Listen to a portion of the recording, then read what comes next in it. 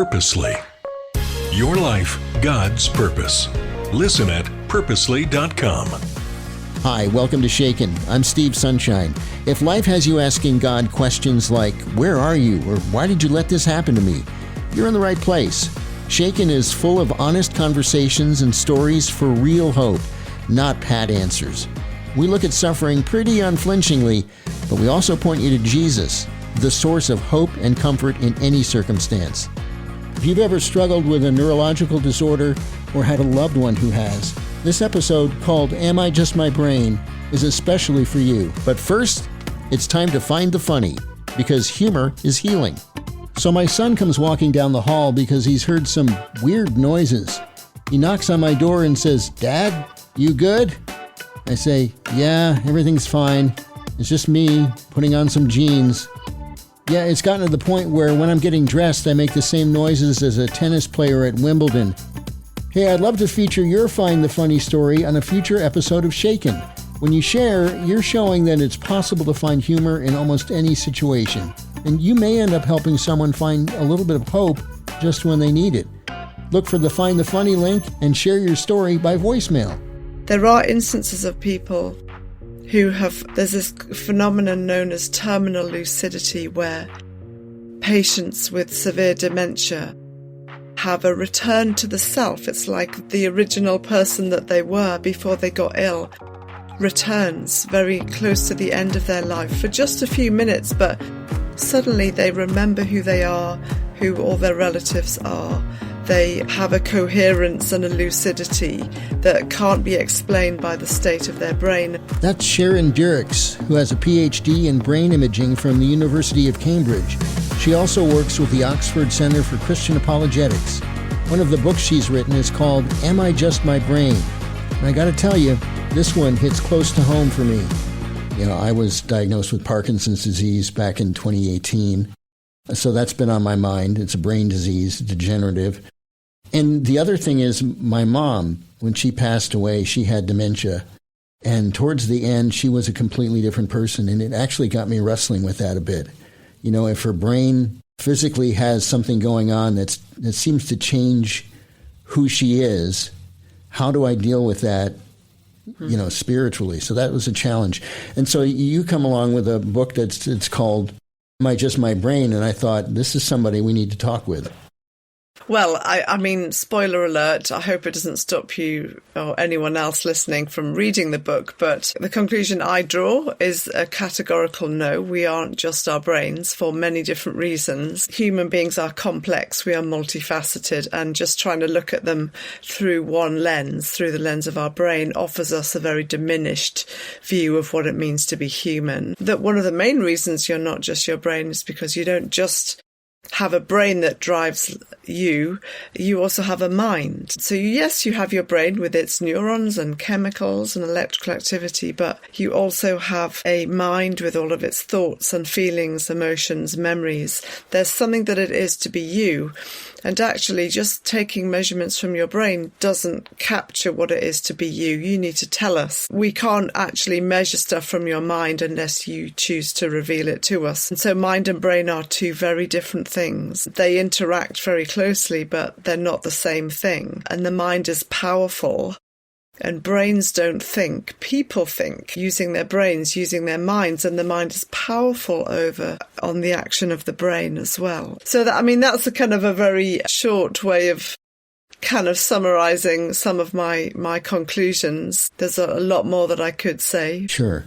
You know, like in the case of somebody who's got Alzheimer's or some other kind of dementia, and you have that sense that the problem in the brain is preventing their mind from acting like it would have otherwise, to the point where they don't even seem like the same person. How do you reconcile that? Yeah. So I want to say that, well, firstly, that these are not easy issues, and we can't simply talk about this intellectually. We know that, as you've already shared, Steve, you know, these are real situations. People are watching their loved ones, what it feels like, fade from them. If we are just our brains, then one could argue that, yes, as the brain degenerates, then the person gradually fades. But if we are actually more than just our brains, even if you see a degeneration in the brain. That doesn't necessarily mean that the person has faded.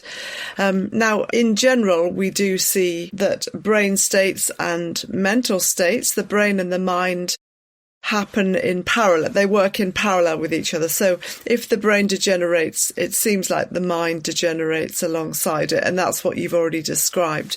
But there are also instances of discontinuity in the relationship between brain and mind. There are instances of people who there's this phenomenon known as terminal lucidity, where patients with severe dementia have a return to the self. It's like the original person that they were before they got ill returns very close to the end of their life for just a few minutes, but suddenly they remember who they are, who all their relatives are.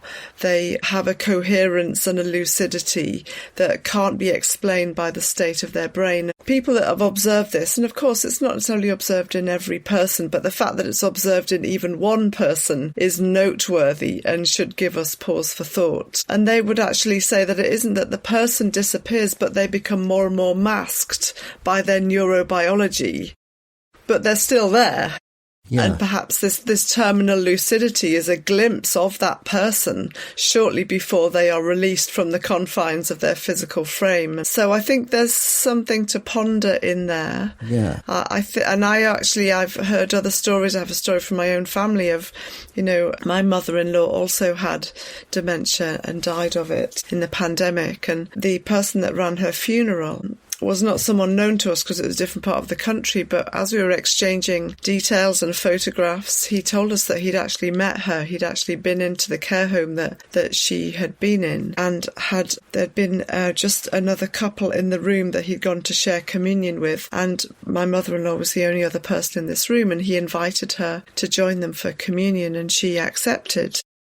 Now, at this point, her brain was very severely degenerated, very damaged. She could no longer remember who her children were. She couldn't remember her context. She was very confused. And yet, in this communion service, she was able to follow the service, take communion, seem to know what it meant, pray the Lord's Prayer. And there was almost if you like, a lucidity in those moments that couldn't be explained by the state of her brain. So this is actually happening relatively often, and it helps us as we think about this.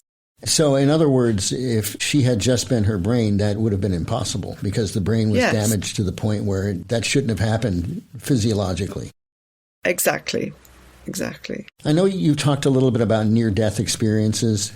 The story of the tennis shoe on the hospital roof. Yes. That's a remarkable story, and I think it's relevant here because, again, if we're talking about the mind being separate from the brain, if the brain is totally shut off, there shouldn't be anything going on at all. And yet, so share that story because I've always thought that was pretty eye-opening.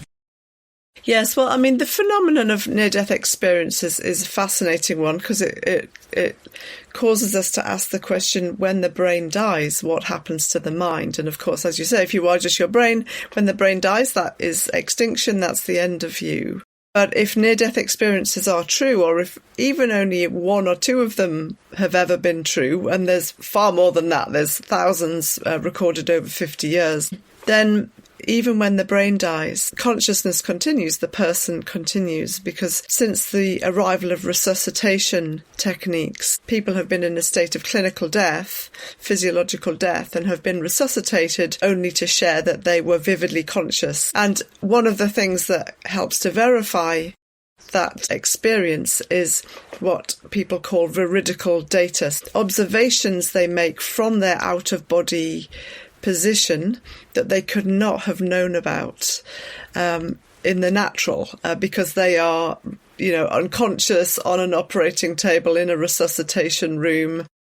There's just no way. And so the example you raised, Steve, is somebody had an out-of-body experience, travelled out of body to a different part of the hospital and saw a tennis shoe on a roof that they could never have known about, and they were able to check it and see that actually there was a shoe there. So this is another aspect of NDE's to help the more sceptical objections to them, to say, well, there are observations that people make from these vantage points that can be checked and verified that speak to the truthfulness of their experience.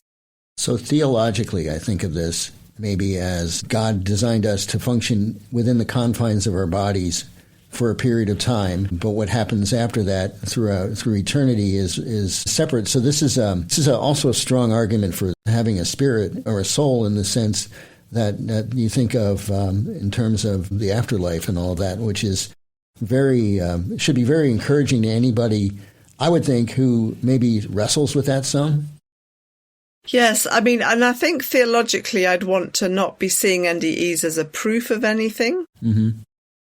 As a proof of heaven or a proof of, anything else. But I do think they help the conversation along, don't they? Yeah. And they show us that human beings are complex and we don't fit into tidy categories that philosophy and science want to fit us into. There's more going on there. I think what I would definitely also say is that, particularly as Christians, we're not saying that, well, all kinds of people have NDEs, people that believe in God, people that are Eastern in their expression of beliefs, and Christians have them. All kinds of beliefs have them, and they perhaps are indicating what happens on the stages approaching, approaching death rather than full final death itself. There are also people that have negative experiences as well, which, suggests it's not just a kind of a positive thing for everybody. So that makes for a more complex picture there. But I think as Christians, it's important to bear in mind we don't believe that we're going to just float off to heaven. That's a more Platonic, dualistic approach to human beings. We go to the resurrection. Jesus was bodily raised from the dead, and whatever the new heaven and the new earth is, it will be embodied just as we are embodied here. And that's a really important part of our theology to bring into this conversation. Yeah, that's. Can you share a little bit about your faith journey? You did not grow up a Christian. That's correct, yes. I became a Christian at the age of 20, studying biochemistry at university. Yeah, I had kind of Christian friends in my life before that, who it turns out were praying for me. But I arrived at university, what I would describe as an agnostic. I knew I loved the sciences. I wasn't sure what I thought about God, but somehow I'd absorbed the view that you couldn't be a scientist and believe in God at the same time, and therefore it was sort of off the table for me. So when I was invited to a Guerrilla Christian event in my very first week, I went along, and it was actually an event for the whole hall that I was staying in. And there were these Christians being asked all kinds of questions by the audience. And so I put my hand up and asked the science and God question. Surely you can't believe in God and be a credible scientist at the same time. And I was given the answer that, yes, you can. It's a bit like getting someone to choose between these reasons that Amazon exists, either because there's a website and a delivery system and an HR department and all of the mechanisms, systems and processes that make Amazon run. Choose between that or Jeff Bezos as reasons for why Amazon exists. And of course, we look at that and we think, well, we don't need to choose. Actually, the mechanisms and processes describe the undergirding structures. Jeff Bezos is the one whose idea it was and who started it in his garage all those years ago.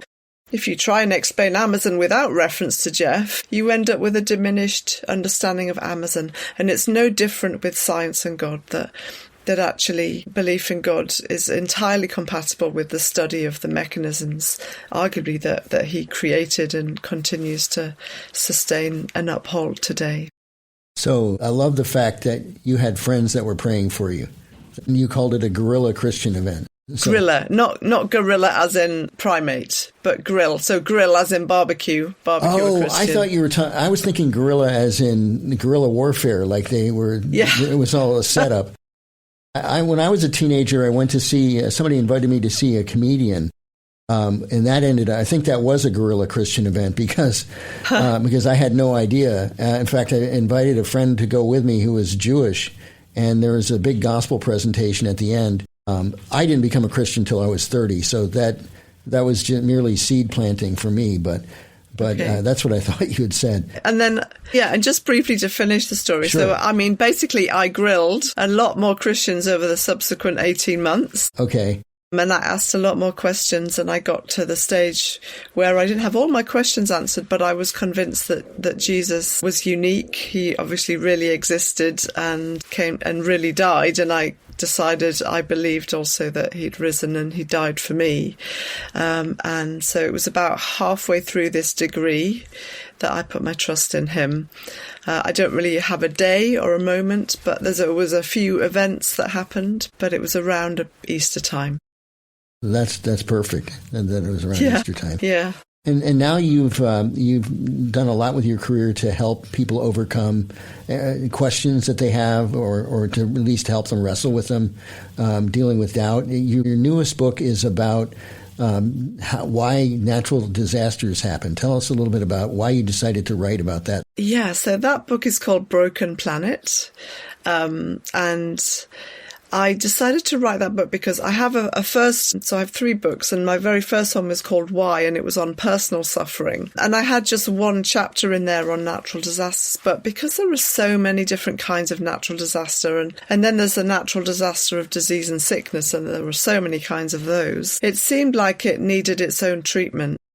And the format that I used for Why was the same as for Broken Planet.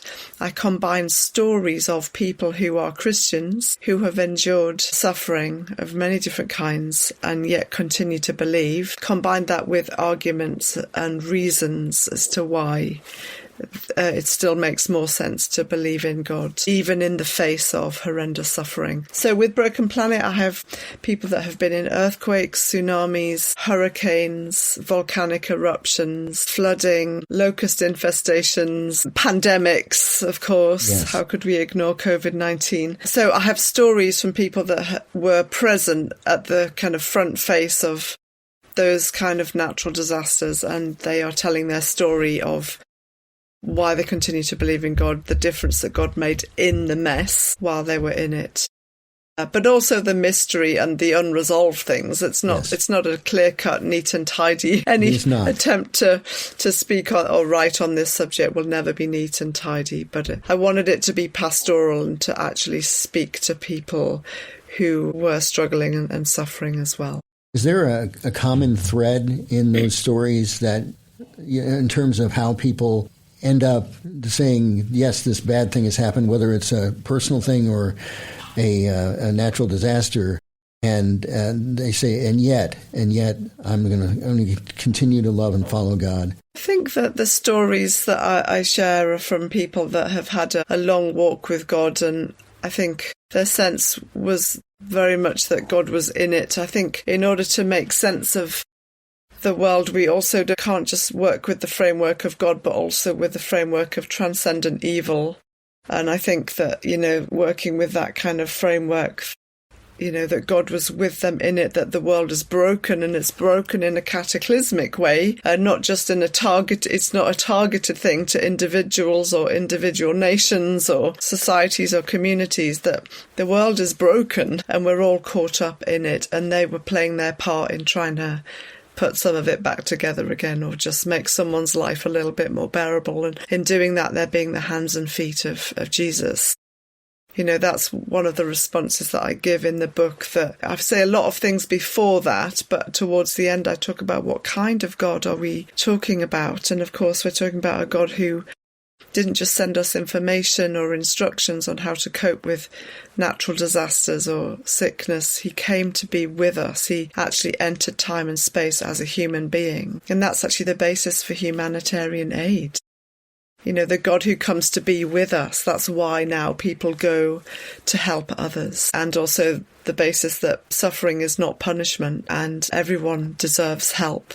Precisely because it's not punishment, and Jesus' mandate to love your neighbour. Those are the reasons why all these agencies exist, why the whole principle of going to help other people even exists. That's a Christian concept. If you have a personal interaction with somebody and they are personally wrestling with the question of why something happened, how do you counsel them? What do you say? I think that question is really hard to answer in the abstract because it depends on so much context. It depends on how recently their tragedy or event, suffering, the cause of the suffering, how recently that has happened, and whether they are, I think if it's really recent and very raw, I don't think answers are what they need. That reminds me of Job and his friends, and actually they were their most comforting in the week when they said nothing and they just sat with him, there's something so deeply mysterious and enormous about human suffering that when we try and put words to it, we've lost something. I think we need to relearn the art of and the ministry of sitting with people in their pain, allowing the silence to capture something of the magnitude of what they're going through. If they are specifically asking questions and would like answers, then I would start by just listening a lot first and just, But I suppose when we get to the person that would like to sort of categorically know, how do you make sense of this? I'm thinking of walking away from my faith because I can't make sense of this. I guess I would start by saying, look, if God doesn't exist, what answers are available to us? And if God doesn't exist, well, this is just the way the world is, Well, on one level, these mechanisms like earthquakes are actually caused by tectonic plate movement, which is necessary to recycle nutrients from the ocean beds back to the surface. Volcanic eruptions release nutrients. Even some flooding, it has a beneficial effect. So these mechanisms have a life-giving role on Earth, but we just get caught up with them sometimes, and people are in the wrong place at the wrong time. It's the luck of the draw, and same with kind of sickness and disease, Genetic abnormalities come about through, chance and the probability of all the people on the planet, somebody's got to get ill at some point. And so you might say, well, this is just the way the world is. But that doesn't make sense of, I guess in one sense it makes sense intellectually, but it doesn't make sense of the rawness and the grief and the anger that we feel, to call something a disaster rather than just an event is to say that something is wrong with the world. It's making a moral judgment about the way the world is. And actually, the Judeo-Christian faith makes sense of that emotion. It just says you don't have to ignore it or squash it or pretend it's not there. It actually makes sense of that by saying, you're absolutely right, there is something wrong with the world, that God is good and has created a good world for us to enjoy. But that good world has also gone wrong. And therefore we live on a broken planet, a beautiful but broken planet. And therefore it's actually, if God exists, that we have a basis for finding a home for our grief and our rawness, because we can be affirmed in our view that this is not right. What happened is not right. We ought to do all we can to fix it, if that's possible. And so that's the starting point. And then I would, obviously there's lots of other things I could say. You might want to come back to me first, but...